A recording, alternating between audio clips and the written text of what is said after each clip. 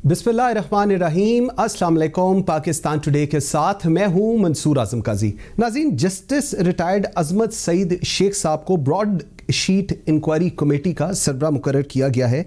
वो जो जजेस जिन्होंने प्रिस्क्राइब किया होता है या जिन्होंने बड़ी इंपॉर्टेंट इश्यूज़ को या केसेस को सुना होता है, कहा जाता है लीगली इस चीज़ को समझा जाता है कि जी उनको रिफ्रेन करना चाहिए किसी भी ऐसी एग्जीक्यूटिव पोस्ट, एग्जीक्यूटिव इंक्वायरीज या इनका हिस्सा बनने से, क्योंकि ये इट्सेल्फ उनके लिए एक बहुत बड़ा चैलेंज बन जाती है। अगर सुप्रीम कोर्ट या हाई कोर्ट की तरफ से ये रिक्वेस्ट की जाए, that's all together in different ball game. लेकिन अगर किसी भी पॉलिटिकल गवर्नमेंट की तरफ से इस चीज़ का अंदिया दिया जाए या कहा जाए तो उसका रेप्रिकॉशन जो होते हैं वो इट्स नॉट दैट गुड। मैं थोड़ी सी अगर बात करूं, बहुत एक अच्छा नाम है पाकिस्तान में अदलिया में, जितने भी जजेस रहे हैं उनमें एक बहुत शानदार क्रेडिट वाले शख्स हैं जस्टिस अजमत सईद शेख साहब।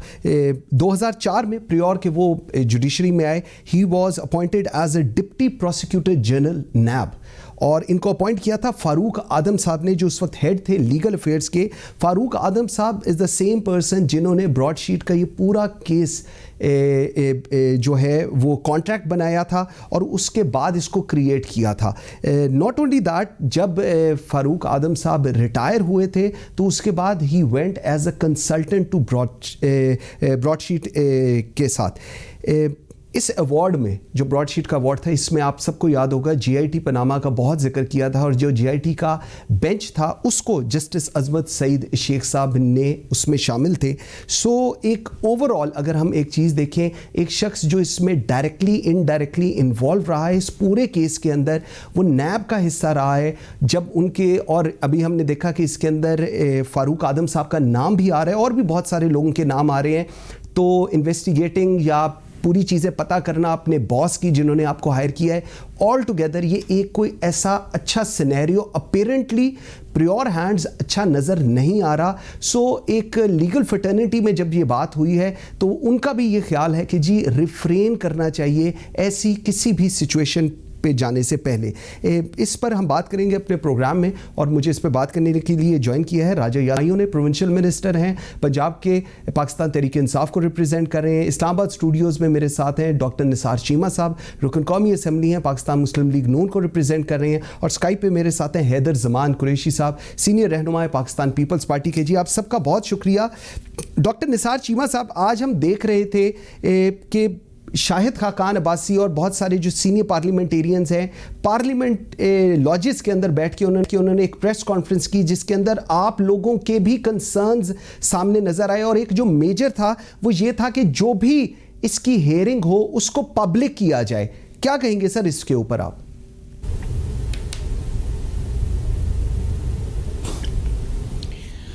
देखिए, कैसे गुजारिश ये है कि ब्रॉडशीट के मामले में आप जानते हैं कि ये एक बिज़नेस फर्म है जिसको हायर किया गया जनरल मुशर्रफ के दौर में। उन्होंने हायर किया और उनका बुनियादी मकसद ये था कि वो जिनको टारगेट करना चाह रहे थे, मियां नवाज शरीफ वगैरह, उनके ख़िलाफ़ ये कोई मवाद इकट्ठा करें। अगर ये है कि जो कुछ उन्होंने इकट्ठा किया अगर उसमें वाकई वो ठोस शवाहिद होते तो मैं आपको यकीन दिलाता हूँ, and it's an open secret, कि अगर ऐसा वाकई को ठोस शवाहिद होते तो इसके कॉन्ट्रैक्ट टर्मिनेट ना किया जाता। चूँकि कोई ऐसा ये है कि वो ठोस शवाहिद पेश ना कर सके, इनकी सर्विसेज ख़त्म कर दी गई, कॉन्ट्रैक्ट टर्मिनेट हो गया। अब ये है कि ये चूँकि बिज़नेस फर्म है, वो देख रहे हैं कि मौजूदा वज़ीर आज़म साहब जो हैं वो इंतकामी ज़हनियत के हामिल हैं बदकिस्मती से, और वो इत्साब के नाम पर अपने मुखालफिन को बदतरीन इंतकामी कार्रवाइयों को निशाना बनाना चाहते हैं। ठीक है, इस मौके से फ़ायदा उठाते हुए वो एक बिज़नेस डील करना चाहते हैं, और उन्होंने ये है कि जैसे होता है कि बिल्ली थैले से बाहर आ गई, उन्होंने ये है कि वो अपनी सर्विसेज वो पेश भी कर दी। उन्होंने कहा जी हमें हायर करें, आप जिस तरह चाहते हैं, आपके मुखालफिन के बारे में हम ये है कि कोई मवाद इकट्ठा करते हैं। बात ये है। और दूसरा देखें कि ये जो जहाँ तक शेख अजमत सईद साहब का ताल्लुक है, आपको याद है कि नैब के ये प्रोसिक्यूटर रह चुके हैं जी। आपको याद है जिस तरह के ये फैसले उनकी तरफ से दिए गए। मैं तो कहता हूँ कि इनको सिर्फ नाम का नहीं, इनके किरदार में भी अजमत होनी चाहिए, और ये है कि इनके अजमत का तकाजा ये है कि वो ये खुद ही इनकार कर दें कि जनाब मैं ये पहले ये कई ऐसे फैसले दे चुका हूँ जो कंट्रोवर्शियल हैं, और दूसरी बात ये है कि मैं चूँकि नायब का प्रोसिक्यूटर भी रह चुका हूँ, तो अब ये है कि मैं माजरत खा हूँ, खुद ये है कि वो माजरत कर ले तो ज़्यादा उनके लिए बेहतर है। ठीक हो गया। मैं चीज़ ये ज़रा हैदर जमान कुरैशी साहब के पास लेकर जाऊँगा। हैदर साहब, मुझे एक चीज़ बताइएगा, जिस तरह मैंने अभी अपने इंट्रो में भी बताया, जस्टिस अजमत सईद शेख साहब का एक नीट एंड क्लीन पर्सन, लेकिन ये जो इस वक्त आप लोगों की एक पॉलिटिकल सिनेरियो चल रहा है जिसमें ब्रॉडशीट वाला जो इंसिडेंट है, उनके एक्स बॉस ने वो कॉन्ट्रैक्ट किया, उनका नाम भी अंदर इन्वॉल्व हो रहा है। So what do you suggest, opposition being an opposition ये, but as a legal person what do you expect कि क्या it would be a right decision to go into this या नहीं?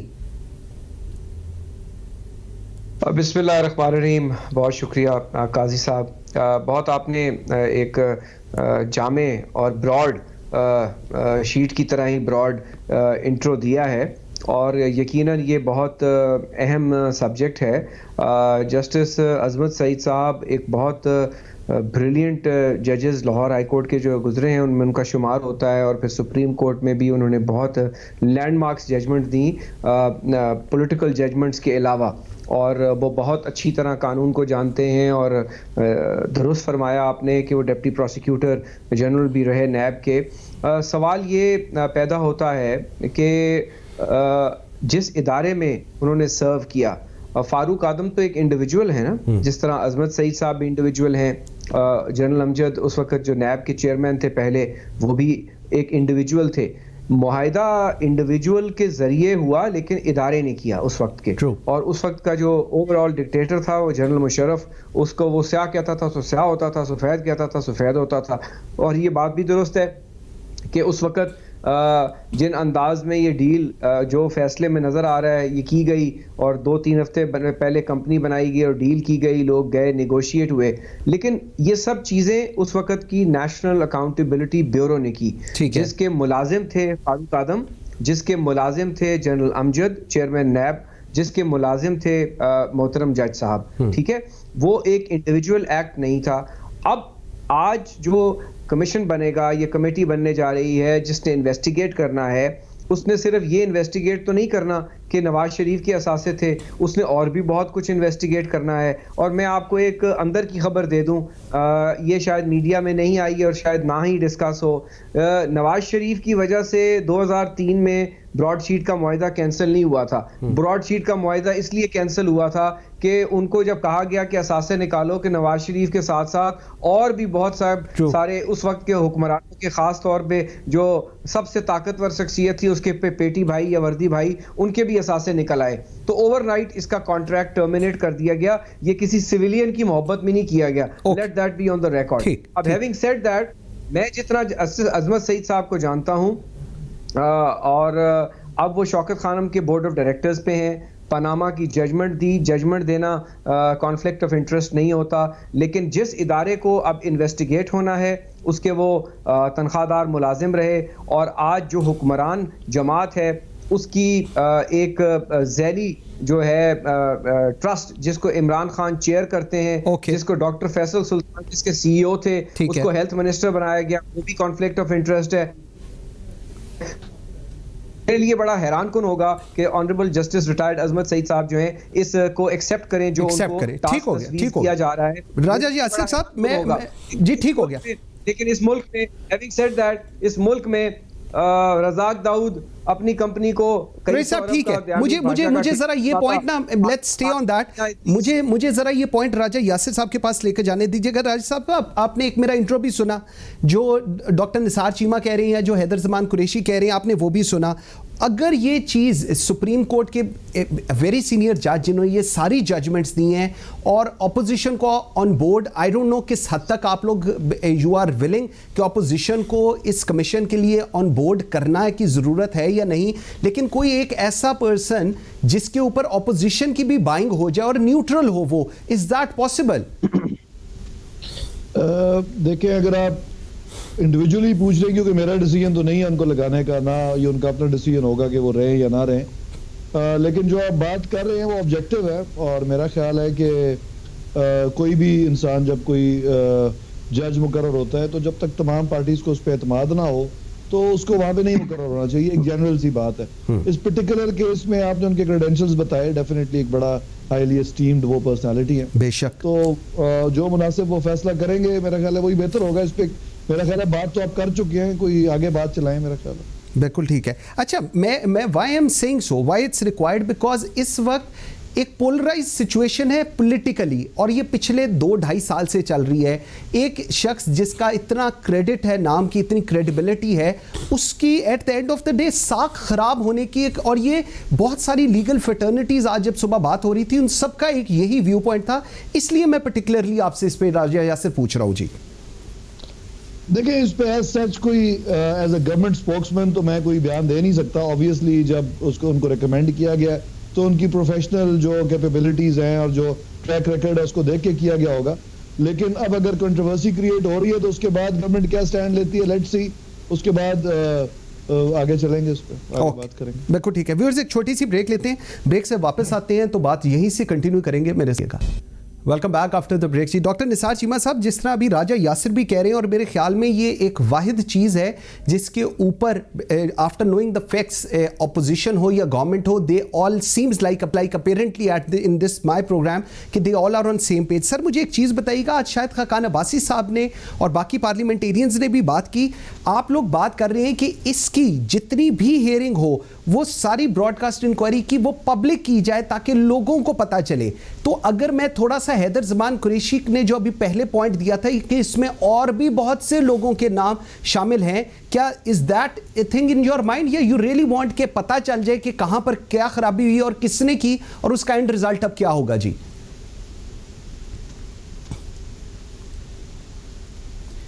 देखिए, कई सब पहले तो मैं राजा साहब की तारीफ करना चाहूँगा कि unlike so many other spokes person of PTI, उन्होंने बड़ी असूली बात की है। उन्होंने बड़ा, मैं समझता हूँ कि बड़ा एक सही स्टैंड लिया है। उन्होंने कहा जी कि ठीक है, जज साहब के क्रेडेंशियल्स देख के उनको मुकर्रर तो किया गया, लेकिन ऐसी तकर्री के मौके पे अगर ये है कि किसी एक फरीक को एतमाद ना हो तो फिर नहीं होनी चाहिए ऐसी तकर्री, और वो जो है ऐसे मनसब पे किसी ऐसी शख्स को ही फायज होना चाहिए जिस पे तमाम फरीकों का एतमाद हो। ये बड़ी उन्होंने असूली बात की और मैं अप्रिशिएट करता हूँ। देखें, दूसरी बात और देखें, हमारे मुल्क में बेशुमार ऐसे जज साहबान हैं, रिटायर्ड जज साहबान, जिन पे पूरी कौम का एतमाद है। उनमें से क्यों नहीं आप ये किसी को आप मुकर्रर करते? ठीक है। और दूसरी बात जो है, देखें कि कौम के सामने आने चाहिए हकायक।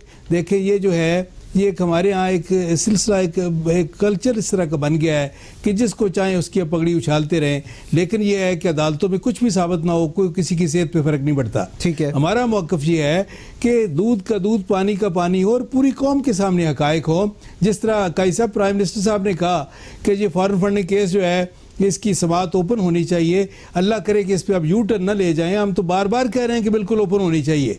आप ये कि आप ही पहले ये कि कोशिश करते रहे कि इसको कॉन्फिडेंशियल, सीक्रेट, क्लोज डोर होना चाहिए और डिलेइंग टैक्टिक्स भी इस्तेमाल करते रहे। अब ये कि अगर आप कह रहे हैं कि ओपन होना चाहिए तो हम तो वेलकम करेंगे जी, बिल्कुल ओपन होना चाहिए जी। ओके। हैदर जमान कुरैशी साहब, ये जो फॉरेन फंडिंग का केस है और ये जो सारी इशू है, इट फील्स लाइक ऑपोजिशन कह रही है कि पीडीएम इसको एक मजहबी रंग दे रही है।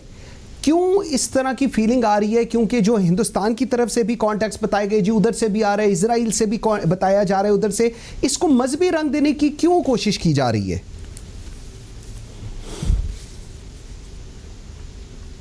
देखिए, ये इसको कहना कि ये मजहबी रंग है, ये एक अंदाजे बयां हो सकता है, लेकिन अगर फैक्चुअली इजराइल से आई है या भारत से आई है या नॉन स्टेट एक्टर इन दोनों ममालिक के इन्वॉल्व हैं, तो मज़हब को कतई नज़र रखते हुए एक को आपने रिकग्नाइज़ नहीं किया हुआ और दूसरे के साथ आपने 3 से 4 जंगें लड़ी हैं और अभी भी आप एक उसके एग्रेशन के शिकार हैं, और जो सरेंडर ऑफ कश्मीर उसके सामने आपने किया है वो भी रिकॉर्ड का हिस्सा है। दूसरी बात यह है कि देखिए पीडीएम क्या कर रही है इलेक्शन कमीशन में, और इमरान खान साहब ने जो ऑफ़र की है, माजरत के साथ वो राजा साहब जो हैं ये असूली वाले राजा हैं, ये वसूली वाले नहीं हैं। जिस तरह निसार चीमा साहब ने कहा, ये असूली राजा हैं।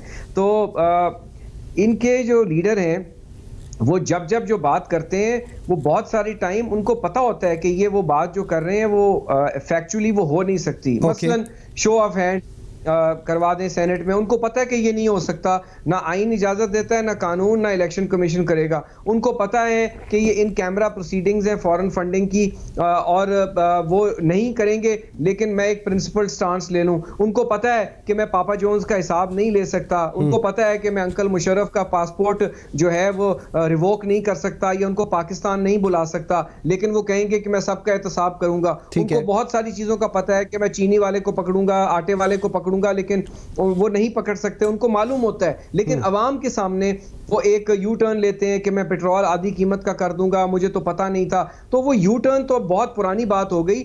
ये जो बात वो करते हैं ये मिस स्टेटमेंट होती है नोइंगली, कि जब वो उनको मालूम है कि ये इन कैमरा प्रोसीडिंग है, ये पब्लिक में नहीं होएगी। लेकिन हैदर साहब मुझे एक चीज बताइएगा, सॉरी मैं आपकी बात काट रहा हूं। अभी दो चीजें थी, एक इजराइल का, वो भी हम लोग उस पर ही बात करते हैं, जो बीजेपी का कहा गया और ये लोगों की फंडिंग के कहा गया। अंदरजीत दोसांझ नामी शख्स का नाम लिया गया था, मरियम नवाज ने लिया था, जो पीटीआई को फंडिंग कर रहे।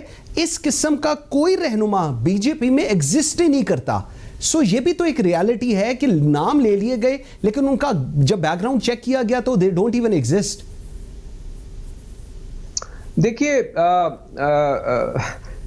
कुलभूषण यादव भी बकौल भारत के उनकी आर्म्ड फोर्सेस में एग्जिस्ट नहीं करता था, पाकिस्तान ने साबित किया। तो यकीनन जो कह रही हैं वो हो सकता है वो कौन नाम हो या नाम की गलती भी हो सकती है, लेकिन हकायक जब आएंगे तो पता चल जाएंगे। और देखिए जब 6 साल से पीटीआई स्टे ऑर्डर के स्टे ऑर्डर कोर्टों के पीछे छुपती रही, मुख्तलिफ अदालतों के पीछे छुपती रही, अभी भी वो छुप रही है। और वो सिर्फ ये क्या इसलिए रहे हैं कि एक प्रिंसिपल्ड पोजीशन आ जाए, एक स्टांस आ जाए। बट हैविंग सेड दैट, देखिए ये पीटीआई फर्ज कर लें इलेक्शन कमीशन ये फाइंडिंग दे भी देता है, तो प्रॉब्लम ये है कि ये पीटीआई की फेडरल गवर्नमेंट अपने खिलाफ रेकमेंड करेगी सुप्रीम कोर्ट को कि जी पॉइंट आ गया आपका, पॉइंट आ गया जी, बिल्कुल ठीक है।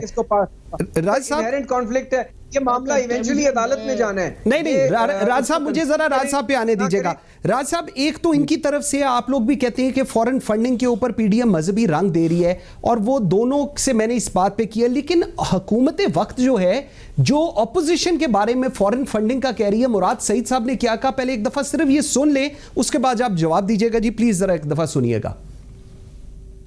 ना अहल वजीर आजम सर्टिफाइड चोर डाकू, सर्टिफाइड इश्तिहारी, उसकी लंदन में लॉबियस्ट से मुलाकातें होती है, और उसके 2 एजेंडे भी मैं आपके सामने रखता हूं कि पाकिस्तान की फौज के खिलाफ और एक करप्ट को डेमोक्रेसी का डेमोक्रेटिक चैंपियन के तौर पे पेश करना। जो हसन नवाज की कंपनी है उसमें 2 हिस्सेदार, एक कंपनियों के जो डायरेक्टर है वो यहूदी है, यहूदियों की एक और कंपनी टेम्पल सेक्रेटरीज है कि सेक्रेटरीज है, हसन नवाज की कंपनी शराकतदार है उनकी। अब्दुल बासित साहब जो इंडिया में पाकिस्तान के हाई कमिश्नर थे, उसने कहा कि हमें रात को फोन आता था, किसका, हसन और हुसैन का, कि फ्ला को वीजा जारी कर दो। ब्रॉडशीट ये पानामा एक और है, उसमें $160 मिलियन सिर्फ एक मोटरवे में किकबैक लेने की बात।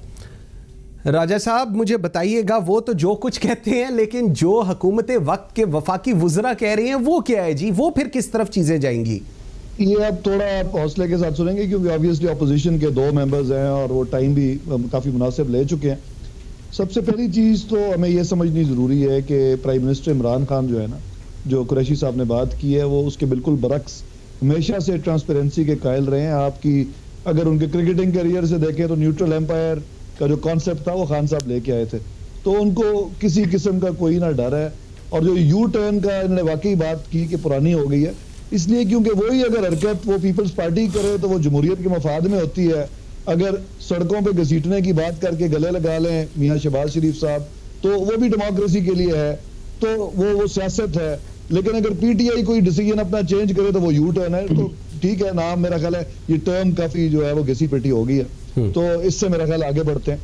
अब बात आ गई आपकी फॉरेन फंडिंग की, तो इसमें यह चीज समझनी जरूरी है कि क्या किसी गवर्नमेंट ने या बहुत बड़े लेवल पे फंडिंग की है या किसी ने इंडिविजुअल ने की है। ठीक है, अगर कोई अमेरिका से यहूदी कोई फंड दे देता है तो एक अमेरिकन इंडिविजुअल है, उसने $50 दिए हैं, 100 दिए हैं, कितने दिए हैं, उस पर बात होगी ना। जो पीटीआई के पास 40,000 लोगों का रिकॉर्ड मौजूद है जिन्होंने फंडिंग की, और वो रिकॉर्ड हमने प्रोवाइड किया, हमें उसमें बिल्कुल दूध का दूध पानी का पानी हो जाएगा। इसलिए प्राइम मिनिस्टर साहब ने बड़े ये खुल के बात कर दी कि बेशक इसको ओपन कर लें, आप ठीक है, लोगों के सामने कर दें, और इसकी हियरिंग बिल्कुल हमें कोई किसी किस्म का डर या फिक्र नहीं है उस बारे में। ठीक है। जहां तक बात है, आपने बात की कि ये जी मुराद सईद साहब बात करें, देखिए कुछ चीजें हैं ये नॉन फैक्ट्स हैं। आपकी जो पॉलिसीज हैं, जो आपकी कोई भी गवर्नमेंट रखती है, उससे आपकी इंक्लिनेशन नजर आ जाती है। उससे ये साबित शायद नहीं होता कि आप किसी मुल्क के एजेंट हैं या गद्दार हैं, ये बात मैं कतई नहीं करूंगा, लेकिन जो मियां साहब की पॉलिसीज रही हैं वो ईस्ट वेस्ट कॉरिडोर बनाने से लेके एनर्जी कॉरिडोर, आपका वाजपेयी साहब के साथ बस सर्विस से लेके जो उनका जनरल आसिफ नवाज झंझुआ के साथ लड़ाई थी, ये तमाम ऑन रिकॉर्ड है। ये थोड़ा सा जो पॉलिटिकल हिस्ट्री को समझता है उसको पता है, और जो इंटरनेशनल पॉलिटिक्स को समझता है, ठीक है, उसको ये समझ है कि उनका जो झुकाव है वो किस तरफ रहा है। ठीक है। जो मौलाना फजलुर रहमान साहब हैं, उनका भी एक खास तरफ से फंडिंग जो है वो कोई ढकी छुपी बात नहीं है। हाँ, पीपल्स पार्टी की मैं बात इसलिए नहीं करता कि पीपल्स पार्टी का बड़ा लेके एक इंडिविजुअल स्टैंड रहा है और वो बहुत सारे मौकों पे अपने आप को प्रूव कर चुके हैं, तो उसकी बात हम नहीं करते।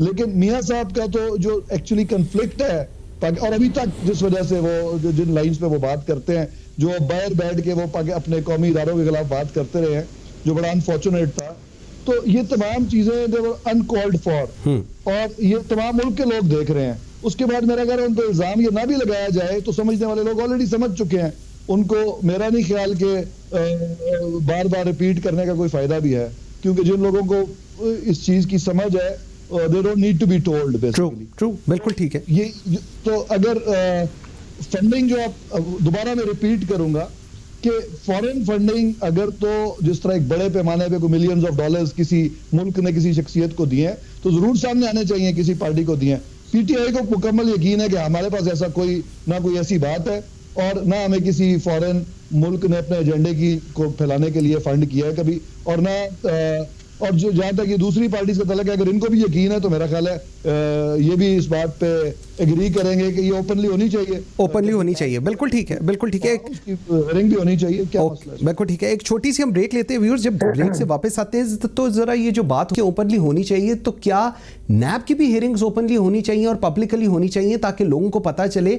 ये जो एक टग ऑफ वॉर हम देखते हैं मीडिया के ऊपर, पार्लियामेंट के अंदर, ये लोगों को भी पता चले कि प्रैक्टिकली किसने क्या किया। इस पर जवाब लेंगे डॉक्टर निसार चीमा से, मेरे साथ रहिए। Welcome back after the break जी। डॉक्टर निसार चीमा साहब, जहां पर मैं सवाल छोड़ के गया था सर, सारी चीजों को ओपन कर देना चाहिए, पब्लिक कर देना चाहिए। ऑपोजिशन इस चीज पे एग्री करेगी कि हियरिंग जो है फॉरेन फंडिंग केस की, इनको पब्लिक की करना चाहिए और ओपनली पता चले कि किस पार्टी ने क्या किया और क्या नहीं किया जी।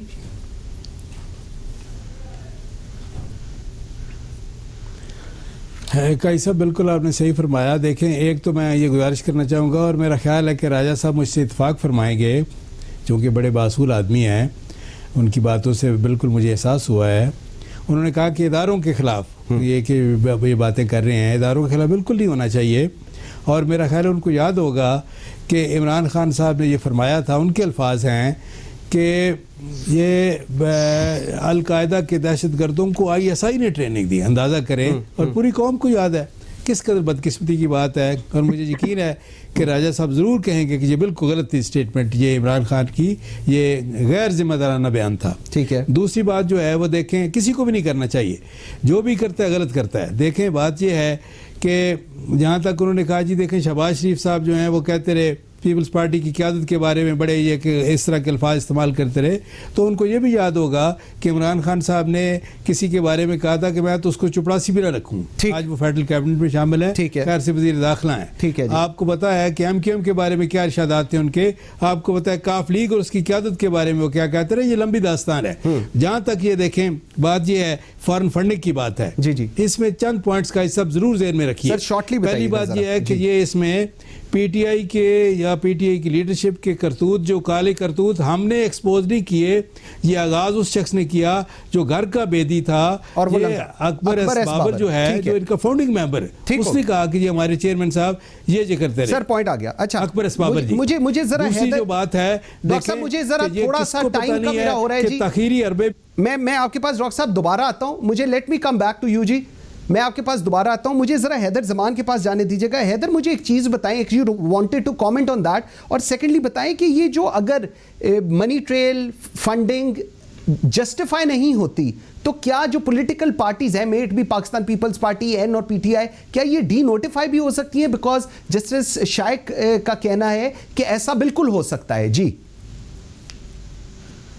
बिल्कुल, short answer to your question is बिल्कुल पॉलिटिकल पार्टीज ऑर्डर 2002 जो है उसका सेक्शन 5 और 6 बड़ा क्लियर है। और राजा साहब की मैं गोश गुजार करना चाहता हूं कि प्रोहिबिशन ये नहीं है कि किसी एनजीओ से कोई कसीर तादाद में या थोड़ी तादाद में हो। द लफ्ज is any individual organisation non Pakistani और जिनकी ड्यूल नेशनैलिटी है, इसके ऊपर भी ग्रे एरिया है। तो अगर किसी ने भी पैसे दिए $50 से लेके $5 मिलियन तक, और आरिफ नकवी जो वराज वाले हैं वो तो ऑन रिकॉर्ड है कि वो फंडिंग करते रहे इनको, और दीगर लोग हैं जिनकी पाकिस्तानी नेशनैलिटी नहीं है, तो वो स्क्वायरली it's an open and shut case. अब किसी ने की, किसी एजेंट ने की, बिल्कुल नहीं, सारी बाहर जो कंपनीज हैं वो खान साहब के दस्तखतों से हुई हैं। और अगर ये इलेक्शन कमीशन ये फाइंडिंग देता है कि यहाँ फॉरेन फंडिंग हुई है, तो उसको फिर कोर्ट ऑफ लॉ में जाएगा, या हुकूमत अगर नहीं एक्ट करेगी तो law will take its own course. लेकिन उसका इवेंचुअल जो पेनल्टी है, जो पीनल प्रोविजन है, वो यही है कि वो पार्टी का सदर जो सर्टिफाई करके देता है ये अकाउंट्स, पॉइंट आ गया आपका, पार्टी ठीक जो है वो डी नोटिफाई हो जाती है। राजा यासिर साहब, इशू एक्चुअली ये है कि अकबर एस बाबर साहब का ये कहना है, जो ऑब्वियसली मेन पिटिशनर है, उन्होंने कहा है कि जी जितने भी पैसे आए हैं जो नॉट पीटीआई ऑफिशियल अकाउंट्स, जो दूसरों में आए हैं, वो हुंडे के जरिए आए हैं और उनका विड्रॉ भी हुआ है और उनके इस्तेमाल भी हुआ है। That's the major case which they are building against it. क्या कहेंगे इसके ऊपर जी शॉर्टली? अकबर एस बाबर साहब तो दौड़ चुके हैं और मेरा ख्याल है वो एक नफसियाती मरीज बन चुके हैं, तो उनको क्या मैं उनकी बात का जवाब दूं। अलबत्ता डॉक्टर साहब ने एक बड़ी ठीक बात की कि मैंने भी, उन्होंने मेरे पॉइंट की तायीद कर दी है कि मैं यही कह रहा हूं कि जब हम करें तो यू टर्न, आप करें तो जायज है। तो अगर उन्होंने भी किया, हमने भी किया, तो इसको फिर सियासत ही कहते हैं। मेरा ख्याल है यू टर्न कहना छोड़ देते हैं, और this is part of political process. आज आपका दोस्त है, कल आपका दुश्मन है, फिर कल दोबारा दोस्त बन जाएगा। तो पॉलिटिक्स में ही होता है। तो इस सीरियस लेवल के जो आपके मेहमान बैठे हैं, मेरा ख्याल है हमें एक दूसरे को इस तरह की नो नेम कॉलिंग की जरूरत नहीं है कि फलाना यू टर्न लेता है ये। और जहां तक बात है, देखिए ये बात ऑलरेडी हम डिस्कस कर चुके हैं सर्कल्स में, किस लिए करनी है कि हम, पार्टी हमारी कहती है कि खुल के ओपनली कर लें, सामने आ जाए हर चीज, फॉरेन फंडिंग की, इनकी भी हमारी भी। जो गलत है फिर फैसला तो अवाम भी कर लेंगे और अदालत भी कर देगी। इसमें मेरी क्या है, इसमें दो राय क्या है? बिल्कुल ठीक, मतलब आज तो लीडर ने कह दिया ना, चेयरमैन ने, कि हम इसके पीछे छुपने की कोशिश ही नहीं कर रहे। बिल्कुल ठीक। हाँ, we want it to be very clear, we are very clear on that. Raja Yasir Humayun और doctor Nisar Cheema, Haider Zaman Qureshi sahab, thank you very much जी, आपका बहुत शुक्रिया। व्यूअर्स एक छोटे लेते हैं, ब्रेक से वापस आते हैं। तो फैसलाबाद में वकास नामी एक शख्स को फैसलाबाद पुलिस ने गोली मार के हलाक कर दिया, इस पर बात करेंगे और हमारे साथ सीपीओ फैसलाबाद होंगे, मेरे साथ रहिएगा।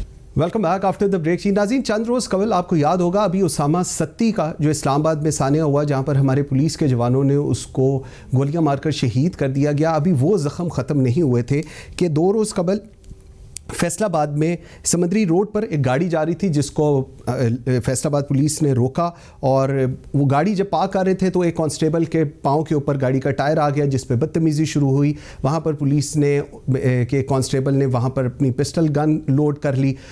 इसको देख के वो गाड़ी वाले भागने लग गए, ये लोग पीछे गए। 5 किलोमीटर बाद दोबारा इंटरसेप्ट किया गया। इंटरसेप्ट करके जो ड्राइवर था वकास, उसको निकाल के गोली मार दी गई और इन्ना लिल्लाहि व इन्ना इलैहि राजिऊन। लेकिन उसके बाद 2 घंटे तक पुलिस इनको साथ साथ लेकर फिरती रही, इंक्लूडिंग दैट डेड बॉडी। और क्योंकि एक्सेसिव ब्लड हो गया हुआ था, दैट्स वाई दे वर कैवरिंग। और ये कहा जा रहा था, अफसरान बाला को ये बताया जा रहा था कि डाकुओं के साथ मुकाबला हुआ है। लेकिन जब इसकी इन्वेस्टिगेशन हुई, इस चीज़ का पता चलाया गया, तो पता चला कि इन लोगों ने किया। उनके ऊपर दफात लगाई गई, उनको अरेस्ट कर लिया गया और इस वक्त उनके ऊपर केस भी चल रहा है। क्या है ये मसला? कोई ऐसे मसला है पंजाब पुलिस में और पाकिस्तान की पुलिस के स्पेसिफिकली इस लॉट के अंदर कि ये बार बार हो रहा है? इस पे बात करेंगे। और मुझे इस वक्त ज्वाइन किया है मोहम्मद सुहेल चौधरी जी हैं आप, और सीपीओ फैसलाबाद है। थैंक यू वेरी मच जी सुहेल चौधरी साहब। चौधरी साहब, मुझे ज़रा बताइएगा what exactly happened over there, और अब क्या इसका लाहे अमल है जी, अब क्या किया जा रहा है? बिस्मिल्लाहिर्रहमानिर्रहीम। जैसा कि आपने जो चीजें बताई हैं, फैक्ट्स थोड़े से इसके अगेंस्ट हैं, इसके कॉन्ट्रेरी हैं। इस वाक़े में जो एहलकार मुलव्वस थे, सबसे पहले तो ये कह देना कि उसको 2 घंटे उनको साथ लेके फिरे, ये शायद थोड़ा सा मुबालगा रही होगी। हमने उसको आधे से पौने घंटे के अंदर अपने एहलकारों को पकड़ा, बिहाइंड द बार किया, उनके ऊपर FIR दी। अभी इस चीज की इन्वेस्टिगेशन हो रही है कि क्या वो गाड़ी, जिस तरह बता रहे हैं कि टायर उनका एहलकार के ऊपर चढ़ा, फिर उन्होंने ताक़ुब किया, गोली मारी, साथ लेके फिर, इस तमाम एक कबल वक्त होगा इन्वेस्टिगेशन में जो फैक्ट्स हैं वो सामने आएंगे। लेकिन इस वाक़े को बिल्कुल डिफेंड नहीं किया जा सकता। ये एक किसी भी निहत्थे आदमी के ऊपर अगर आप गोली चलाएंगे और वो अगर आप चेज भी कर रहे हैं तो उसको सरेंडर करने का पहले आप कहेंगे, टिल द टाइम कि सरेंडर नहीं होता तो नाकाबंदी की जा सकती है। ये तमाम चीजें कंडेमनेबल हैं और इसको इसीलिए मैंने फौरन जब भी जैसे ही नोटिस में आया वाकया, फौरन हमने अपने जो पुलिस एहलकार थे उनको अरेस्ट किया, उनको 302 के अंदर हमने FIR भी दी और उनको कोर्ट ऑफ लॉ में भी लेके गए। इनकी इन्वेस्टिगेशन एक हाई पावर कमेटी के अंदर, जिसको SSP हेड कर रहे हैं, वो कर रही है और जैसे ही फैक्ट्स सामने आएंगे हम आपसे शेयर करेंगे इंशाल्लाह। अच्छा सुहेल साहब, मैंने बिल्कुल आपकी बात, क्योंकि शायद मेरे ख्याल में हियरिंग में मैंने ये नहीं कहा था कि आप लोगों ने डिले किया, मैंने था कि जब वो बंदों को इन्होंने पकड़ा पुलिस वालों ने, वो 2 घंटे तक लेकर फिरते रहे, आप लोगों ने ऑब्वियसली प्रॉम्प्टली एक्शन लिया होगा। सर मुझे एक चीज़ समझाइएगा ज़रा, ये ऐसे वाक़यात क्यों हो रहे हैं? अभी इस्लामाबाद का हुआ, अब ये हो रहा है, क्या कोई इशू है? कोई, हम लोग बहुत बात करते हैं इंटॉलरेंट सोसाइटी हो रही है, क्या इशू क्या है जो हमारे ये जवान इतने इस तरह के अब्रप्टली उनके एक्शंस हो जाते हैं जिसके ऊपर फिर पूरे महकमे को फेस करना पड़ता है? जी देखिए, अगर अब एज सोसाइटी हमारे देखें तो हमारी सोसाइटी में एग्रेशन बहुत ज्यादा है। मैं आपको इसकी बड़ी जिंदा मिसाल ये देता हूं कि ट्रैफिक वार्डन लाहौर की सड़कों पर, पंजाब में किसी भी जगह पर होते हैं तो आप ये देखते हैं कि अवाम और ट्रैफिक पुलिस के साथ इतनी बदतमीजी से पेश आती है। कई दफा यकीनन ट्रैफिक पुलिस भी एक्सेस करती होगी, लेकिन मुआशरे में हमारे रवैये इस कदर सख्त हो गए हुए हैं कि हम छोटे से चलान को भी रेजिस्ट करना चाहते हैं। अगर गाड़ी आपने रॉन्ग सिग्नल पे किसी ने क्रॉस किया है, लॉ ऑफिसर जो आपको रोकता है उस पे अग्रेशन दिखाते हैं। अगर आप इंक्रोचमेंट हटाने जाते हैं तो लोग जो दुकानदार होते हैं, जो अवाम होती है, वो इंतजामिया के साथ सख्त रवैया इख्तियार करती है। इस तरह इंतजामिया को लॉ एनफोर्समेंट में करने के लिए अपने बहुत सारे चैलेंजेस आते हैं। उसी मुआशरे की अक्कासी पुलिस में है। देखिए, पुलिस पंजाब की बहुत एक बड़ी फोर्स है, इसमें ये इंसिडेंट होने नहीं चाहिए, लेकिन आप मुहज़्ज़म माशरों में देखें, आप अमेरिका में देखें, आप यूरोप में देखें, ये यकीनन इंसिडेंट हो जाते हैं। इंसिडेंट होना शायद किसी के बस में उस वक्त नहीं होता जबकि वो इंसिडेंट हो रहा होता है, लेकिन उसके बाद उसकी वजूहात को ढूंढना चाहिए, उसकी देखना चाहिए कि क्या ट्रेनिंग की कमी है, वसाइल की कमी है, क्या रवैयों की दुरुस्ती होने की बात है। ये तमाम चीजें जब आप देखते हैं तो फिर आप करेक्शन लेते हैं। जहां तक पुलिस का मामला है, अल्हम्दुलिल्लाह इस पंजाब पुलिस ने बहुत ज्यादा कुर्बानियां दी हैं। आई एग्री कुर्बानियां दी हैं। फिर जब हमारे लाइव इनकाउंटर्स होते हैं हमारे मुजरिमान के साथ, उसमें अपनी जान पर खेल कर ये अवाम को बचाते हैं, तो ये इंसिडेंट बिल्कुल गलत है। मैं इसको बिल्कुल डिफेंड नहीं करता। लेकिन साहब, मुझे लास्ट मिनट है मेरे पास, मुझे जरा बताइएगा, ऐसे इंसिडेंट का पता चल जाए, निशानदही हो गई, पुलिस मुलाजमीन को हमने मुअत्तल कर दिया, उसके बाद जेल में डाल दिया, ATA की दफात लगा दी एंड ऑल दैट, इसको एड्रेस कैसे करें? वेरी शॉर्टली बताइएगा, एड्रेस कैसे करें इस इशू को? देखें, सबसे पहले तो ये है कि अगर आप एक लॉ एनफोर्समेंट ऑफिसर हैं तो आपको कानून को पुलिस वाले के ऊपर ज्यादा सख्ती से इंप्लीमेंट करना चाहिए, बिकॉज वो लॉ को प्रोटेक्ट कर रहा है। अगर वही क्राइम करेगा तो उसके ऊपर ज्यादा सख्ती से अमल दराना होना चाहिए। IG साहब पंजाब से जब मेरी बात हुई तो उन्होंने इस बात का बड़ा सख्ती से नोटिस दिया कि ये पुलिस ऑफिसर अगर लोगों की जान और माल का तहफ़्फ़ुज़ नहीं करेंगे। सेकेंडली, जहां तक ट्रेनिंग का मामला है, साइकोलॉजिकल ट्रेनिंग होना, उसके अलावा इनके कोर्सेज कराना, रिफ्रेशर कराना, इनको एक रवैयों में तब्दीली लाना, ये एक कंसिस्टेंट तरीके हैं जिससे कि पंजाब पुलिस में किया भी जा रहा है। बिल्कुल ठीक है। ट्रेनिंग की थोड़ी सी जरूरत होगी और थोड़ा सा माशरे में रवैया नरम करने की जरूरत है दोनों साइडों को। ठीक, शायद रवैयों की वजह से बेहतरी आएगी। बिल्कुल ठीक है। सोहेल चौधरी साहब, thank you very much for your time. Viewers, आज के लिए इतना ही। मुझे मंसूर आजम काजी को इजाजत दीजिए। अल्लाह हाफिज।